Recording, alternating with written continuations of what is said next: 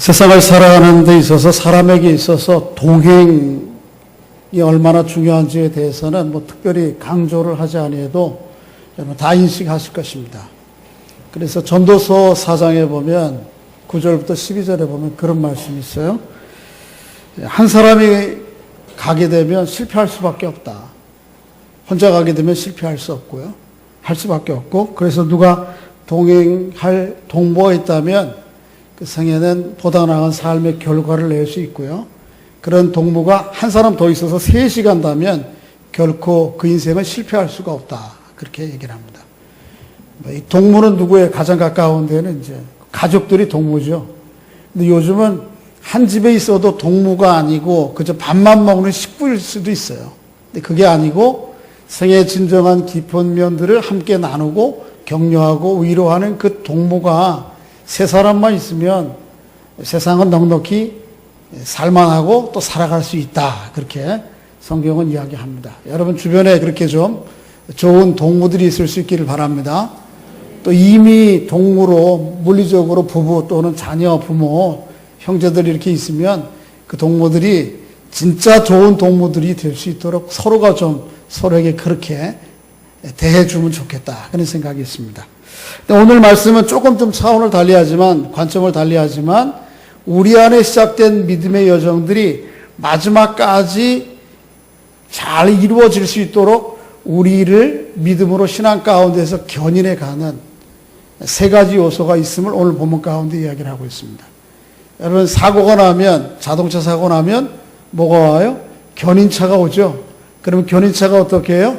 끈으로 이렇게 끌고 가잖아요. 요즘은 이제 더 시설이 좋아져 가지고 그냥 벌렁 이렇게 들고 가버리는데, 옛날에 사고가 나면 앞에 줄 차에다가 끈을 묶어 가지고 뒤에 차에 앞으로 해서 이렇게 끌어가는데, 그렇게 마치 사고 난 차를 끌고 가는 것처럼 우리의 인생, 특히 우리의 믿음의 여정들을 끌고 가는 세 가지 줄이 있다고 그렇게 이야기를 합니다. 오늘 그에 대해서 좀 살펴보기로 원합니다. 첫째 줄이 뭔가 하면, 자, 2절 한번, 1절, 2절 읽어보겠습니다. 시작. 그러므로 우리가 믿음으로 의롭다 하심을 받았으니 우리 주 예수 그리스도로 말미암아 하나님과 화평을 누리자. 또한 이로 말미암아 우리가 믿음으로 서 있는 이 은혜에 들어감을 얻었으며 하나님의 영광을 바라고 즐거워하느니라. 거기 2절 중반절에 보면 우리가 믿음으로 서 있는 이 은혜에 들어감을 얻었다라고 하는 말이 있는데, 바로 성도를 의롭게 서 있게 하는 믿음이 우리를 계속해서 이 성도의 믿음의 여정을 넉넉히 걸어가게 한다라고 하는 것입니다. 이 말이 들으면 별일 아닌 것 같은데, 별 얘기 아닌 것 같은데, 우리말 번역되어 있는 그 서 있는 믿음으로 서 있는이라고 하는 용어를 우리가 잘 이해해야지만 바울이 여기서 우리에게 주고자 하는 메시지를 알 수가 있습니다. 여기 서 있다라고 하는 말은 성전에서 쓰여지는 용어입니다. 성전 용어예요. 그 성전의 구조를 조금 더 이해하면 좀 잘 이 말의 의미를 이해할 수가 있을 것 같은데, 예루살렘에 가면 예루살렘 안에 뭐가 있죠? 성 안에 성전이 있습니다. 성은 사람이 보호하기 위해 있는 것이고, 그 가운데쯤에 하나님 앞에 예배드리는 성전이 있어요.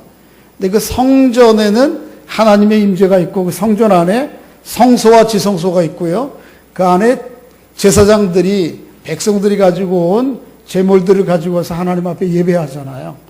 그런데 그 성전에 뜰이 있어요. 몇 개의 뜰이 있는데, 성전과 제일 가까이 있는 뜰은 누가 머무는 곳이냐 하면 제사장들이 머무는 곳이에요. 당연하겠죠. 그렇죠? 백성들이 가지고 온 제사들을 가지고 와서 성전에 입출입해야 되는 그 사람들이 거기 머무는 뜰이 있고요. 그 다음에는 그 밖에 뜰이 유대인 남자들이 머무는 뜰이에요. 그 다음에 그 밖에 뜰이 하나 있는데 거기는 유대인 여자들이 머무는 뜰입니다. 거기까지는 성전서부터 시작해서 높이가 같아요. 구획만 나눠져 있을 뿐이에요. 그리고는 성전에서 한 걸음, 두 걸음, 계단을 5개 내려가면 벽이 하나 있습니다. 그리고 그 벽 밖으로 또 14계단이 내려가면 그 밑으로 뜰이 하나 있는데, 그 뜰이 어느 뜰인가 하면 이방인들이 와서 머무는 뜰입니다. 그러니까 우리와 같이 예배를 다 드려도 자리가 다 달라요. 오늘도 조금 불평하는 분들도 요즘도 있더라고요. 왜 권사님들은 맨날 그 앞자리에 앉아야 되고 우리가 앞에 앉으면 안 됩니까? 괜찮아요. 앞에 앉아도. 장로님들이 있는 자리가 뭐 따로 있는 겁니까? 괜찮습니다. 여러분 와서 앉아도. 근데 뭐 이제 편하니까 우리는 그냥 맨날 앉는 자리가 익숙하면 좋잖아요. 그래서 있는 거지. 여기에 뭐 앞자리는 뭐 장로석, 권사석 그런 거 없어요. 오늘날 누구라도 와 앉으면 되는 거예요. 그런데 옛날에는 그게 아주 정해져 있는 거예요. 정해져 있는 거. 그런데 문제는 뭐냐 하면 이 편지를 쓰고 있는 로마 사람들을 비롯해서 대부분의 사람들이 로마 이방인들 그리스도인들인데 이들이 가서 서 있을 자리가 없다는 거예요. 이방인의 뜰이 있었잖아요. 있었죠. 있기는. 그런데 그 뜰조차도 마태복음 2장과 복음서에 보면 누가 다 점령하고 있어요? 돈 바꾸는 사람들, 그리고 성전에 짐승 바꾸는 사람들이 그 뜰을 다 차지하고 있는 거예요. 다른 뜰 차지하고 있는 게 아니에요. 그래서 성전에 들어오기 위해서 성전세 바꾸는 거, 또 어떻게 해요? 짐승 하나님 앞에 드리기 위해서 짐승 멀리서 온 사람이 못 가져오니까 사서 드려야 되는데 그거를 파는 사람들의 매대와 환전소가 다 그 이방인의 뜰에 자취하고 있는 거예요. 이방인들은 들어와서 하나님 성전이 보이는 곳에 와서 서 있을 자리가 없는 거예요. 자리가. 그런데 여기에 오늘 본문 가운데 믿음으로 서 있는, 이 서 있다라고 하는 이 용어가 바로 그 성전에서 구획된 내 자리, 누구라도 와 서 있을 수 있는 그 서 있을 수 있는 권리를 얘기할 때 쓰는 용어란 말이에요. 그래서 이방인들이 못 가도 오늘 본문에는 믿음으로 우리는 어디에 그 자리에 가서 서 있을 수 있다는 것이죠. 그래서 예수님께서 어때요? 그 매대를 다 들러 엎으시고 뭐라 그러셨어요? 내 집은 만민이 기도하는 집이거늘 강도의 구려를 만들었다고. 교회가 때로는 그렇게 될 수 있어요. 우리는 주의해야 됩니다. 오늘날도 역시 마찬가지예요. 무슨 교회 안에 어떤 직분과 기득권이 마치 이스라엘 백성들이 성전에 들어가는 구획을 해놓던 것처럼 그렇게 해놓으면 큰 문제예요. 그러니까 내 자리 왜 여기 있는데 왜 네가 여기서 앉았냐 그러지 하면 안 돼요. 오늘 여기 좀 앉아. 내가 좀 늘 앉았던 자리 편하면 내가 은혜가 좀 좋잖아. 더 잘 받을 수 있으니까. 그러니까 다음부터는 내 옆에 앉아. 그렇게 해주면 좋지만 너 일어서 내 자리인데 그럴 수가 없는 거예요. 그러면 안 되는 거예요. 그런데 그렇게 설 자리가 없는 우리들에게 사실 우리가 하나님의 성전에 가까이 가서 예배할 수 있는 사람들이 아니었잖아요. 그런데 하나님께서 믿음으로 말미암아 하나님의 전 가까이에 와서 설 수 있는 은혜를 주셨다는 거예요. 근데 그거를 주시는 것도 한 번만 그런 은혜를 주시는 게 아니고요. 계속해서 주신다는 거예요. 그래서 오늘 거기 서 있다라고 하는 그 표현이 에스케카멘이라고 하는 건데요. 동사인데 완료, 능동태 직설법으로 되어 있어요. 이거 뭐 좀 어려운데 이 말이 의미가 뭐하냐 하면 이미 하나님께서 우리를 그 권리를 확고하게 주셨다는 거예요. 완료되었어요. 줄까 말까. 오늘은 여기 와 보고 한번 하는 거 봐서 다음에 줄게. 이게 아니에요. 너는 언제라도 오면 네 자리가 여기 있으니까 걱정하지 마. 이 말이에요. 그리고 계속해서 그 권리를 부여해 준다. 그 말이에요. 믿음으로 하나님의 전에 담대하게 나올 수 있는 여러분들 될 수 있기를 주의 이름으로 소원합니다. 여러분의 자리 있어요? 없어요? 누가 보장해요? 하나님이 보장해요. 계속해서 우리를 그렇게 보장하신다는 거죠. 우리가 대단한 믿음이 없어도 사실은 그렇게 하세요. 그래서 우리 지난주에 살펴봤잖아요. 처음에 하나님께서 아브라함을 불러오셨을 때에 아브라함이 있던 자리, 그 지명이 뭐래요? 어디였어요? 모래였잖아요. 모래. 그치? 반석 말고, 자갈 말고 모래. 모래가 어떤 자리였어요? 여러 우상, 무속신앙들이 들끓는 자리였어요. 그러니까 하나님을 아브라함이 믿고 오긴 왔는데 한번 믿으면 좀 좋은 일이 생기지 않을까 이러고 따라온 거예요. 그런데 처음에 거기 왔던 아브라함을 점점점 어디까지 데려갔어요? 모리아까지. 하나님이 어떤 분인지를 알고 자기에게 있는 가장 소중한 아들, 독생자도 어떻게 하나님이 드리라 하니까 드릴 수 있는, 그렇게 하나님이 어떤 분인지를 알고 그 능력을 이해한 그 자리까지 데리고 왔어요. 그게 믿음이에요. 하나님께서 여러분과 저를 하나님의 전에 그렇게 단단히 세워주시고 계속해서 그 믿음의 여정을 걸어가게 하시는 그 끈이 우리를 붙들고 가는 거예요. 얼마 전에 저희 집에 군에 가 있는 아들이 있습니다. 전화를 했어요. 근데 아마 지 엄마하고 저한테는 전화가 잘 통화가 안 됐는 모양이에요. 그래서 누나하고 통화를 했어요.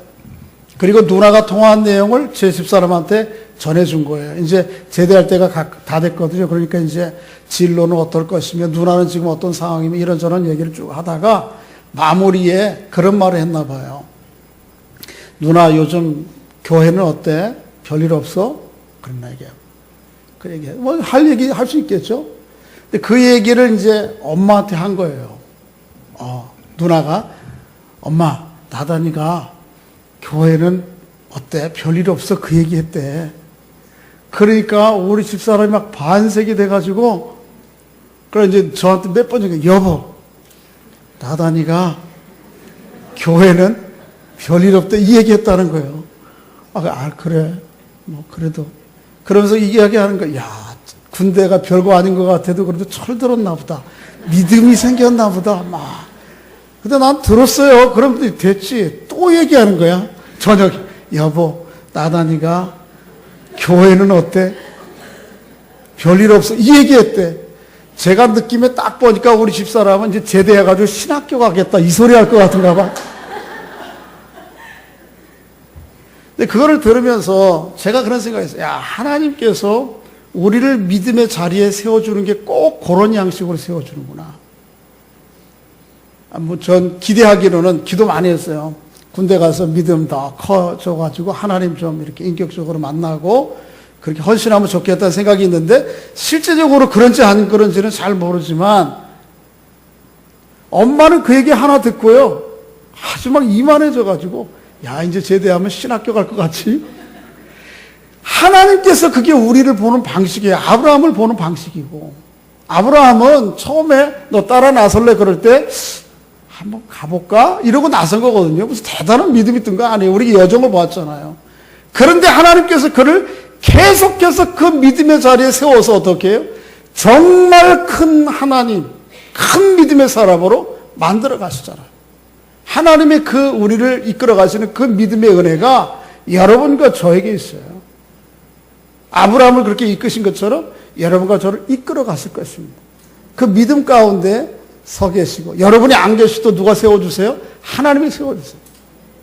그 여러분 혹시 좀 이렇게 믿음 생활하다가 좀 낙심이 되고 실망하면 낙심도 하고 좀 실망도 하세요. 그러나 분명한 건 뭐냐면 하나님이 여러분들을 그대로 내버려 두지 않아요.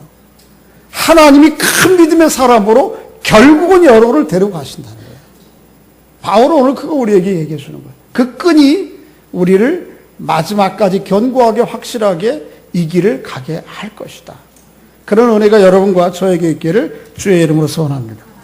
두 번째는 어떤 끈이 우리를 붙들고 가느냐 하면 2절에 또 있는데 한번 좀 읽어보겠습니다. 2절 같이 다시 한번 읽습니다. 시작.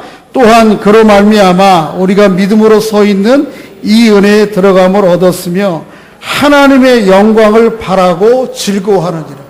우리를 붙들고 가는 또 하나의 끈은 뭔가 하면 앞으로 드러날 하나님의 영광을 바라보는 기대 때문에 그것 때문에 우리가 이 믿음의 여정을 가는 거예요. 여러분, 여러분이 경험한 하나님의 영광은 아직 멀었습니다. 아직 끝난 게 아니에요. 자, 저를 보세요. 우리가 익숙하지만은 모호한 개념, 의미, 단어가 영광이라는 말이에요. 영광이 뭐예요? 영광. 글로리, 영어로. 뭐예요, 영광이? 영광이 뭔가 익숙한데, 글쎄 할 듯 하면서도 잘 몰라. 영광은 뭐냐 하면, 어떤 실체가 완전히 드러난 상태를 영광이라고 그래요. 예를 들면 꽃으로 비유해 볼까요? 꽃씨가 있죠. 꽃씨를 보면, 씨 자체를 보면 그 꽃의 영광이 제대로 드러났어요? 안 드러났어요? 안 드러났지. 근데 그게 심겨져서 싹이 나고 어떻게 줄기가 나고 어떻게 꽃이 피면, 그래서 그 꽃의 실체가 완전히 다 드러나면 그게 꽃의 영광이에요. 하나님의 영광은 뭐냐 하면 하나님이 어떤 분이신 것과 하나님의 능력이 완전히 드러난 상태를 하나님의 영광이라고 그래요.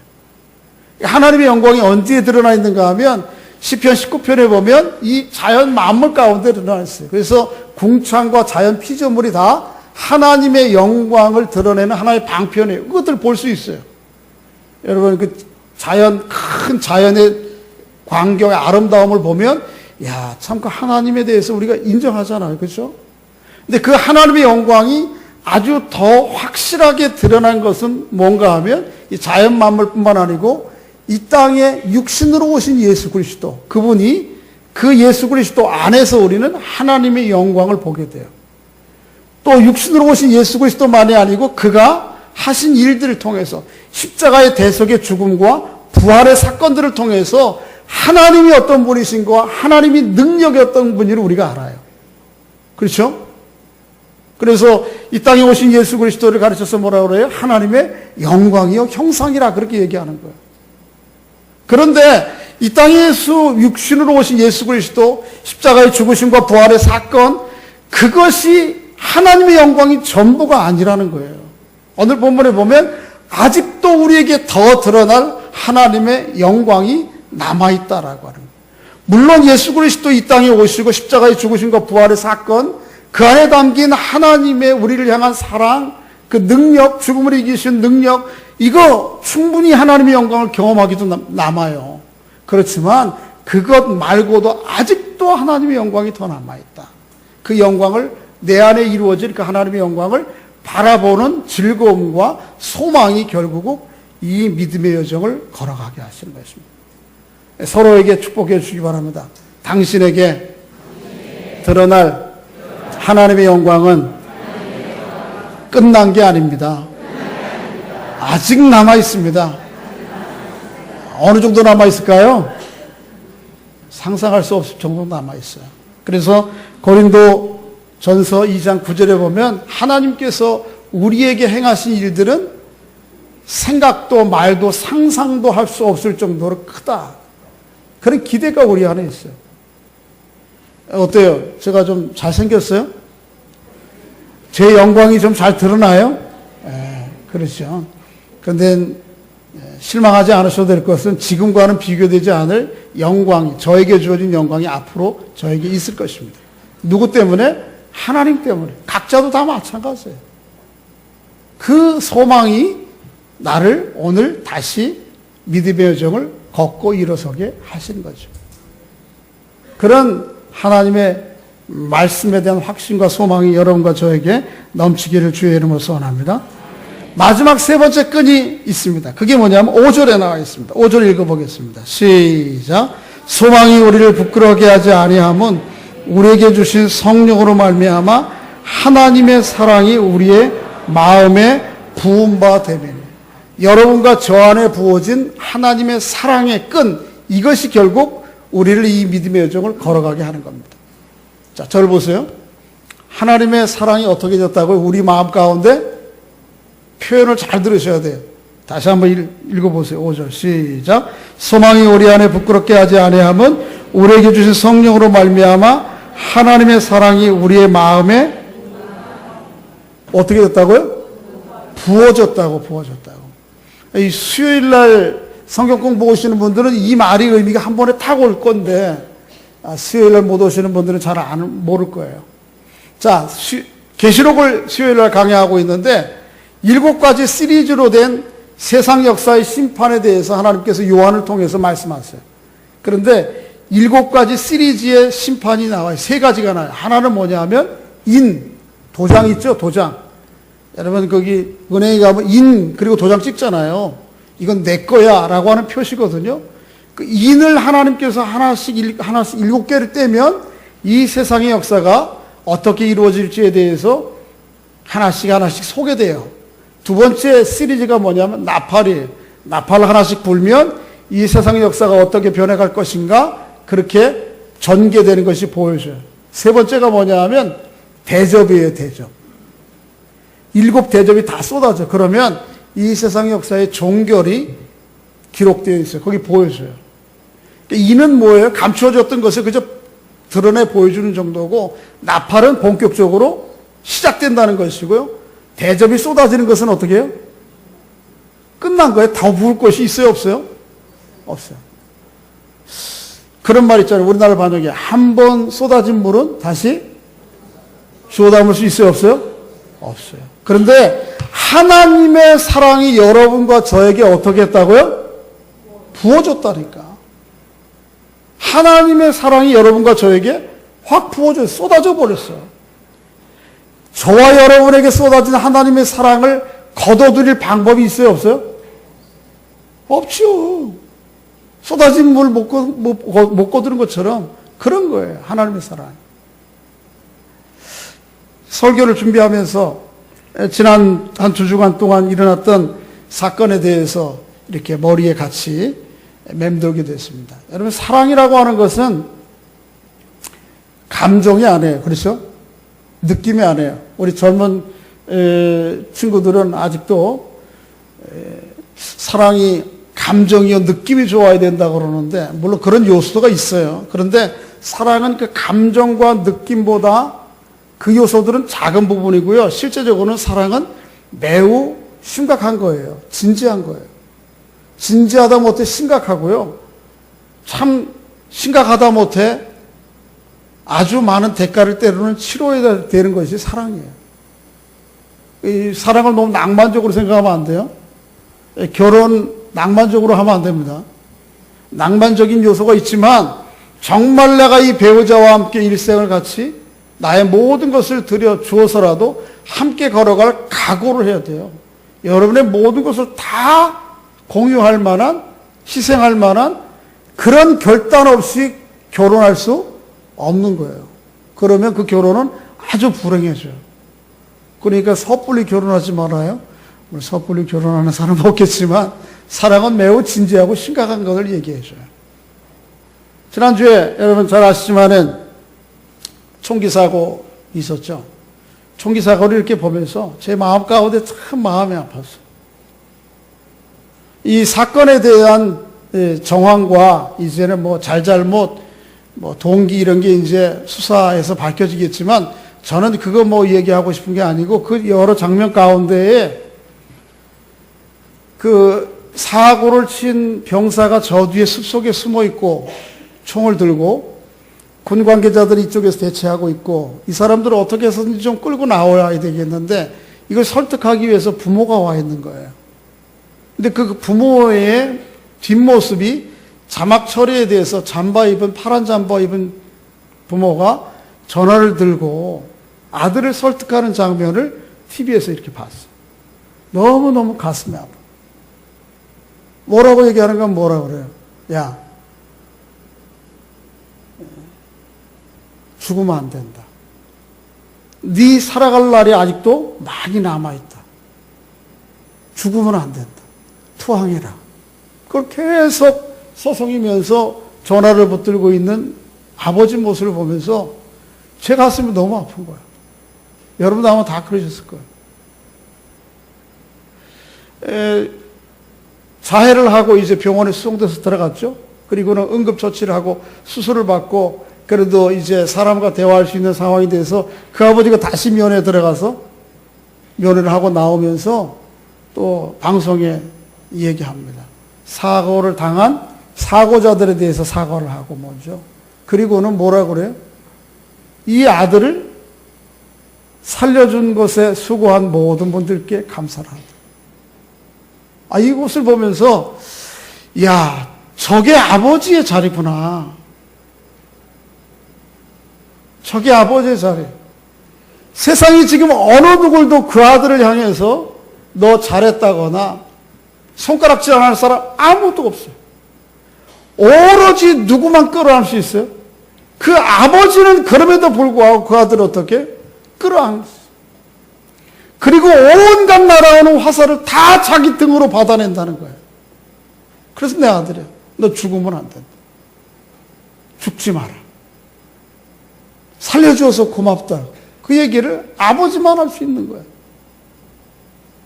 제가 그걸 보면서, 그리고 이후에 설교를 준비하면서 그 아버지의 모습과 우리 하나님의 아버지의 모습이 딱 겹쳐지는 거예요. 아, 저게 나를 품으시는 아버지구나, 우리 아버지. 하나님이구나. 한번 보실래요? 한번 성경 보세요. 6절 보세요, 6절. 읽겠습니다. 5장 6절. 시작. 우리가 아직 연약할 때 기약대로 그리스도께서 경건치 않은 자를 위하여 죽으셨도다. 우리가 어떨 때예요? 연약할 때. 그 사고를 낸 그 청년이 얼마나 병사가 연약해요. 100번 말해도 그가 한 거 정당화될 수 없어요. 다 마땅히 죄를 지어야 돼요. 신체적으로, 정신적으로, 물론 부대 내에 남자들이 살다 보니까 그런 있는 무슨 왕따 이런 것들이 밝혀지겠지만 혹 있었다고 해도 어떻게 해야 돼요? 감내하고 견뎌내는 거예요. 일반 정상적인 사람은. 어느 정도는. 그런데 그렇게 성숙하지 못했어요. 건강하지 못했어요. 약했어요. 미성숙했어요. 그런 정도가 아니고요. 자, 8절 읽어보겠습니다. 시작. 우리가 아직 죄인 되었을 때 그리스도께서 우리를 위하여 죽으심으로 하나님께서 우리에 대한 자기 사랑을 확증하셨다. 어떤 상태였다고? 연약한 정도가 아니고 뭐예요? 죄인이에요. 누가 말해도 합리화될 수 없어요. 어떤 이유라도 그가 저지른 잘못은요, 참 죄인이야. 그런데도 아버지는 어떻게 하죠? 품어요. 한 번 더 볼까요? 10절 보겠습니다. 10절 시작. 곧 우리가 원수 되었을 때, 거기까지만이에요. 거기까지만. 우리가 뭐에 됐을 때? 원수. 그 사람은 누굽니까? 사건의 당사자들에게 원수요. 사실은 어떤 측면에서 볼 때 사건의 당사자들, 피해자들에게만 아니고 그 아버지까지도 원수지. 그래서 우리가 혹 하는 말 있잖아요. 자녀들이 속색일 때 이 뭐라 그래? 그렇지. 거기다 조금 더 거칠게 표현하잖아. 이 왼수 새끼가. 때로는 그렇게 연약하고 죄인이요 원수죠. 그럼에도 불구하고 아버지는 어떻게 하죠? 품습니다. 세상의 모든 사람들이 비난하고 온갖 정죄하고 그리고 그에게 화살을 쏟아대도 아버지는 그 아들을 품고 자기 등으로 다 받아내는 거예요. 아, 저게 아버지고. 저게 아버지의 자리구나. 그런 걸 보면서 하나님 아버지하고 딱 겹쳐져요. 그런데 제가 볼 때 임병장의 아버지는 그 아버지, 자녀에 대한 그런 사랑이 있어도 자녀에 대한 사랑의 잘못을 대신 치를 수는 없어요. 그 아들은 평생 이제 어떻게 해요? 감옥에 가 있어요. 사형제도가 있으면 사형이 당할지도 몰라요. 한두 사람 죽인 것도 아니잖아요. 그래서 아버지는, 그 임병장의 아버지는 그 아들을 아무리 사랑해도 구해낼 방법이 없어요. 우리 하나님 아버지는 아니야. 우리 하나님 아버지는 그렇게 사랑하실 뿐만 아니고 우리를 어떻게 해요? 구원해. 그리고 우리를 향한 연약함과 죄와 원수 때문에 모든 화살을 누구를 통해서 대가를 치르시죠? 그 아들 예수 그리스도를 통해서 대가를 다 치렀어요. 예수 그리스도의 십자가는 우리가 마땅히 받아야 될 그 화살이에요. 다 그에게 꽂힌 거예요. 그래서 우리 여러분, 제가 어떻게 이렇게 아무 죄악 없이 걸어다니고 하나님의 자녀라고 큰 소리 띄고 찬양하잖아요. 이 일은 뭐예요? 누가 다 받아내신 거예요? 아버지의 사랑이. 우리 안에 쏟아부어 주신 아버지의 사랑 때문이에요. 하나님의 사랑, 여러분과 저를 향하는 하나님의 사랑 남아있어요? 안 남아있어요? 예? 오늘 남아있는데 어떻게 오늘 말씀의 기준으로 보면 다 쏟아졌어. 하나님이 남겨두고 야, 좀 두고 봐가지고 또 좀 더 잘하면 요 사랑도 줘야 되겠다. 이렇게 남겨준 사랑이 없어요. 다 쏟아부어졌어. 되돌릴 방법이 없어. 여러분과 저를 향해서 쏟아부어진 하나님의 사랑을 돌이킬 방법이 없어요. 그 하나님의 사랑에 대한 깨달음이 여러분과 저를 어떻게 해요? 믿음 안에서 살아가도록 붙들고 가는 끈인 거죠. 이 사랑의 은혜들을 말씀 가운데 다시 깨닫고 발견하는 은혜가 있기를 주의 이름으로 소원합니다. 오늘 본문 말씀에 이 부음바 됨이라고 하는 이 말이 용어적으로 보면 완료 수동태로 되어 있어요. 다 끝났어요. 하나님에 의해서 완전히 다 부어졌어요. 십자가는 그런 거예요. 그렇게 사랑하신 하나님의 사랑을 우리의 마음 가운데 늘 기억하고 그 은혜에 감사하며 살아가는 여러분과 제가 될 수 있기를 주의 이름으로 소원합니다. 자, 세 가지 끈이라고 그랬어요. 첫째는 뭐예요? 우리를 계속 믿음에 서 있게 하는 하나님의 은혜. 두 번째는 아직도 우리가 바라보고 경험해야 될 하나님의 영광을 바라보는 그 소망. 그리고 뭐예요? 우리 안에 부어진 하나님의 완전한 사랑. 이 사랑, 또 이 소망, 이 믿음 가지고 남은 생애를 승리하는, 믿음으로 승리하는 여러분과 제가 될 수 있기를 주의 이름으로 소원합니다. 기도하겠습니다. 아버지 하나님, 감사합니다. 저희들을 사랑하셔서 믿음 안에 세워주시고 또 하나님의 영광을 바라보며 이 믿음의 여정을 걸어갈 수 있도록 우리의 마음 가운데 소망을 주시고 또 우리 안에 완전히 부어주신 그 하나님의 사랑을 기억하고 감격하여 이 길을 걸어갈 수 있도록 은총을 베풀어 주시니 감사합니다. 하나님이 시작하신 이 일을 어떻게 돌이킬 수 있겠습니까? 결국은 하나님께서 우리를 아브라함을 모레에서 모리아까지 데리고 가신 것처럼 우리를 그렇게 인도해 가실 것을 믿음에 바라보면서 이 단단한 믿음, 소망, 사랑의 삼겹줄에 붙들려 남은 생애를 살아가는 저희들 될 수 있도록 은총을 베풀어 주시옵소서. 예수님의 이름으로 기도하옵나이다. 아멘.